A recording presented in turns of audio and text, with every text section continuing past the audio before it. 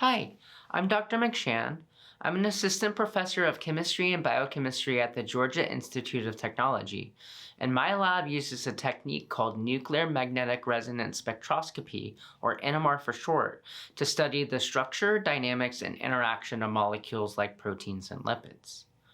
Recently, the Georgia Tech NMR Center has opened up its doors and allowed anyone to come in, see these instruments, and learn how researchers use them on a day-to-day basis to solve big problems in science. So we've made a demonstration recently on how we use these NMR instruments to study the chemical composition of things like wine. So this video is going to walk you through the basics of NMR and why would you want to use it to study wine. How can you prepare a wine sample for NMR? How do you do NMR data acquisition and processing for a sample like wine? How can you use really cool software like MagMet-W to automatically analyze the chemical composition of wine? And then how you can use complex Python scripting and multivariate analysis to understand the differences between the chemical composition of different wine samples. So I can imagine this video being useful in a couple of scenarios. First, maybe you're a student who's never done research before, but you're interested in what it looks like. I think this video can give you a sense of what research in a lab that does NMR is like. Second, maybe you're a chemical educator and you have an NMR machine or an NMR facility at your university, and you want to see how you could use these NMR instruments to teach chemistry or analytical methods. And third, even if you don't have access to an NMR machine, you can download and analyze our data, which we provide for free, so you can teach this in a laboratory or lecture course to the students that you teach. So I hope you enjoy it. Thanks so much for watching. It's a fine day for science. Let's go.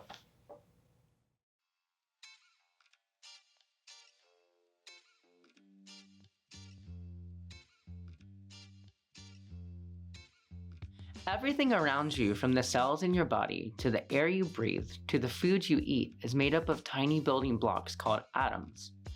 An atom has a center called the nucleus, which contains positively charged protons and neutral neutrons, surrounded by negatively charged electrons. These subatomic particles give atoms both chemical and physical properties. When atoms join together, they form molecules with completely new properties. For example, water molecules are made up of two hydrogen atoms linked to one oxygen atom, which gives us H2O.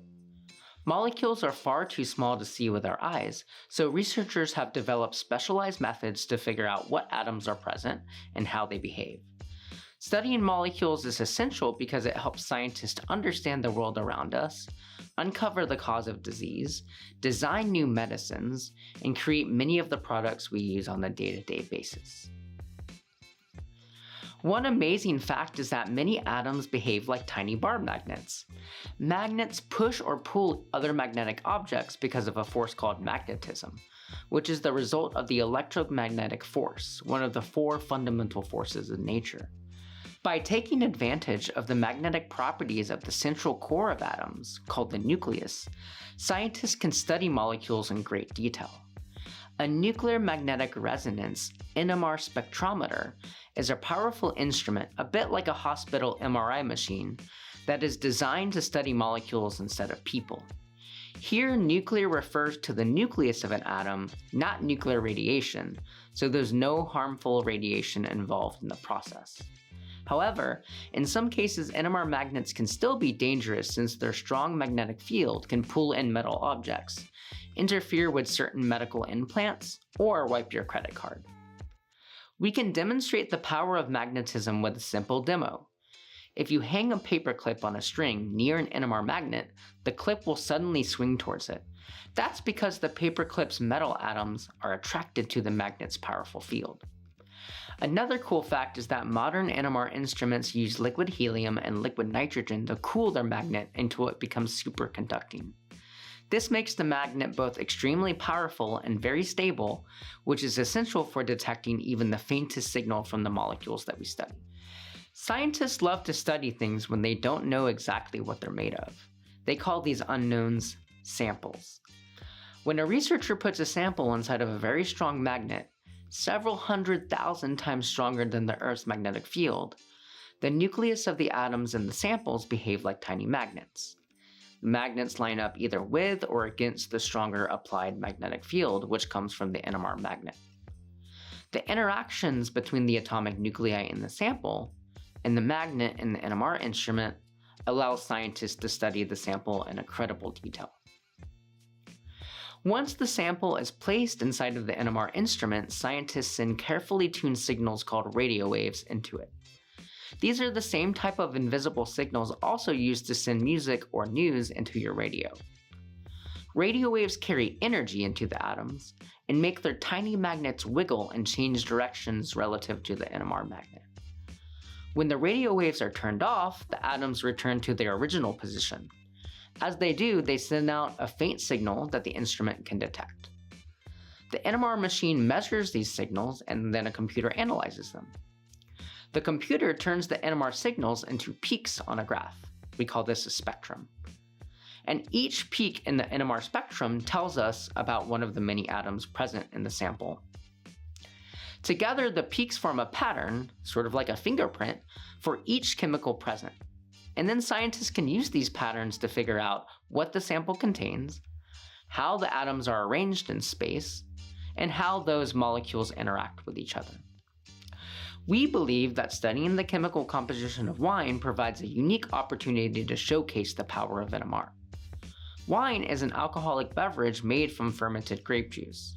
Wine is enjoyed by millions of people worldwide, and its flavor, smell, and texture come from the complex mix of chemicals. The exact chemical composition is shaped by many factors, including the type of grape used, the soil condition of the growth, the climate during the growth, and details of the fermentation process. More than 60% of the global population over the age of 18 consumes or has consumed wine. But don't worry if you're not 18 yet, there are non-alcoholic versions of wine for everyone to enjoy. Because wine is a multi-billion-dollar industry, it also has been the target of fraud. In the 1980s, Austrian producers secretly added a toxic antifreeze ingredient to make wine taste sweeter and richer. Around the same time in Italy, methanol was added to boost their wine's alcohol content, which caused blindness and even death. Even ancient Romans unknowingly poisoned themselves by sweetening wine with a lead-based syrup. So, studying the chemistry of wine not only helps us appreciate how it was made and why it tastes and smells like it does, but it also plays a role in detecting fraud and keeping consumers safe. Now consider a sample of wine that is made up of many types of molecules, including water, sugars, acids, alcohols, and other compounds that determine its color, smell, and flavor. Each kind of molecule contains atoms that behave a little differently in the magnet because they're unique surroundings. When we run NMR on a wine sample, the hydrogen signals from all the molecules in the sample create a detailed map of every component of wine.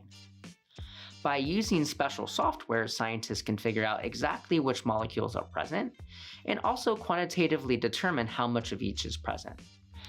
This helps researchers understand wine's flavor, quality, and even where it came from. Even though wine is very complicated, NMR is so sensitive that it can break down wine to its simplest pieces, revealing fingerprints of all its molecules. Each wine has a unique fingerprint in the NMR spectra, since each contains a unique chemical makeup.